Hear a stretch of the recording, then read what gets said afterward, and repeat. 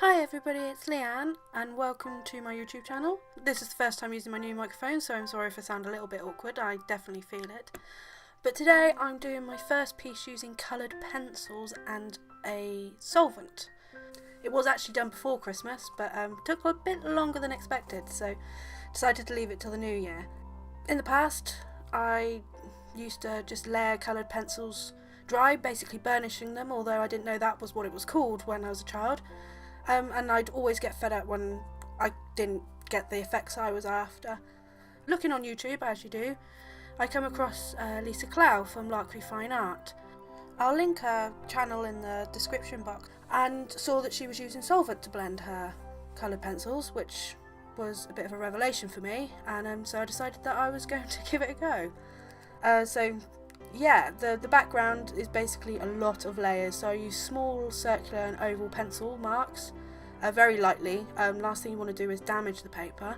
As soon as you damage the paper you can't really layer on it anymore. You're basically burnishing at that point.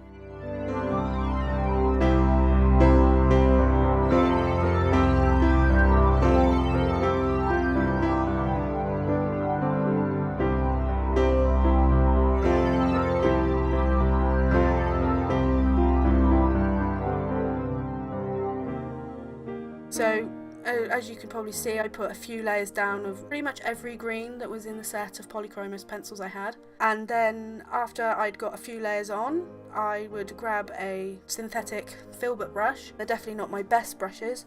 I dipped it a little bit in the solvent and then moved the pigment around. Doing that gets the pigment into the texture of the paper, which tries to get rid of that grainy look.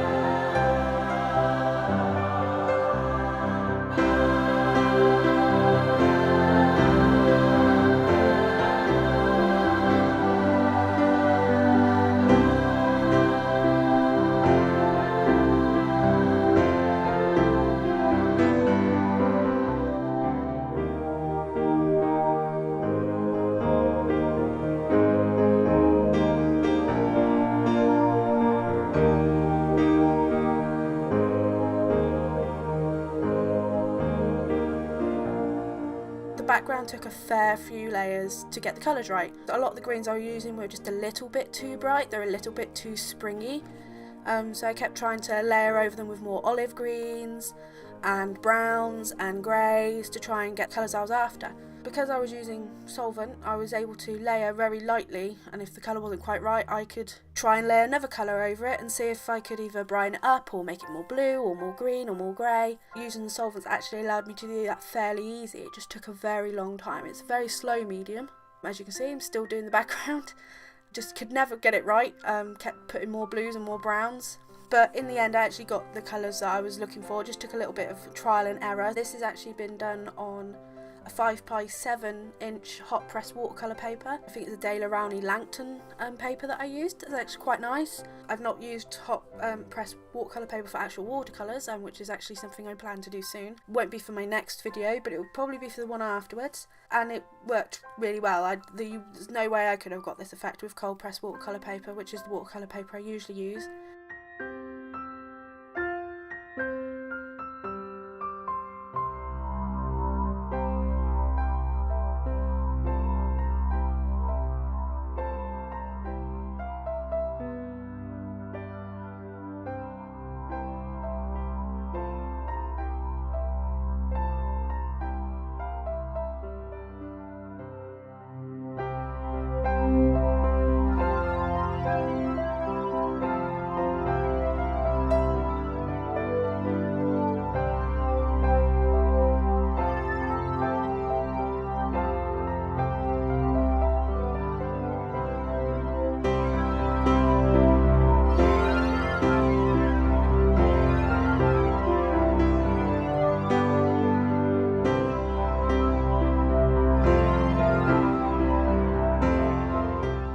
the mushrooms were really quite fun to do, but quite difficult.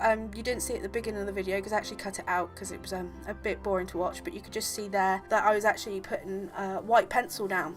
The reason why I did that was to try as best as possible to try and save some of those white areas. It's not like you can use a masking fluid or anything like that, so the best you could do was to try and sort of almost burnish a white pencil, so that even if you got colours laid over the top, that area wouldn't get too dark.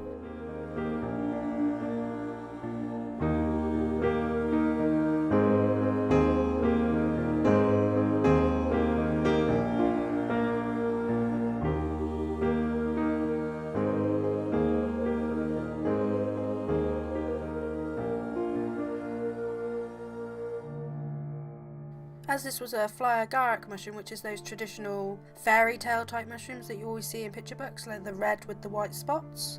So trying to keep those bits white, go around them with these like really saturated reds and pinks, and that was quite difficult. So I did my best with putting down the white first, and then really carefully putting in the red around it and the pinks that you can see now, and then took a very, very small filbert brush to try and get right in between them without really covering up the whites too much. So yes, I just kept going over and over and over, sometimes going in with more of the burgundy tones, more like purpley reds, to try and get those colours right, and then going in with more of a pinky red for the highlights, sort of on that one corner.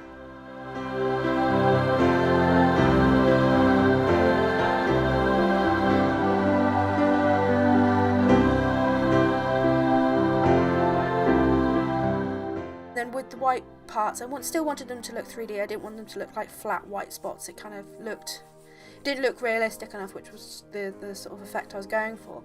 So I went in with some browns and some greys I'm using to try and put some shadows, and then went back in with a Luminance white, which is a different brand. It's by Caran, and it's a lot more opaque than the Polychromos, so I was able to put like a tiny highlight on those little white bits, so they looked more like they were sticking up from the mushroom rather than being just painted on.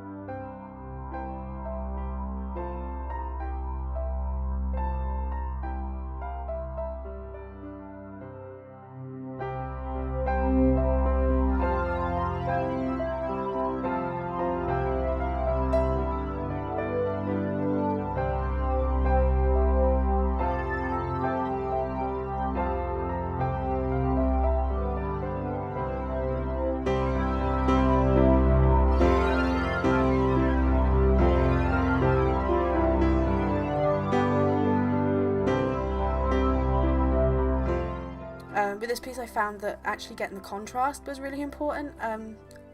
Putting in the red tops onto these mushrooms made me realise just how much darker that the underside of the mushroom needed to be, so that it actually look realistic rather than and sort of three-dimensional rather than flat. So I went in a few times and kept darkening it up with browns and dark greys and even a little bit of black, with a sort of taupey brown colour over the top of it, so it didn't look like really flat. But it took a few goes of getting that to get the contrast right, so that it looked 3D and looked real.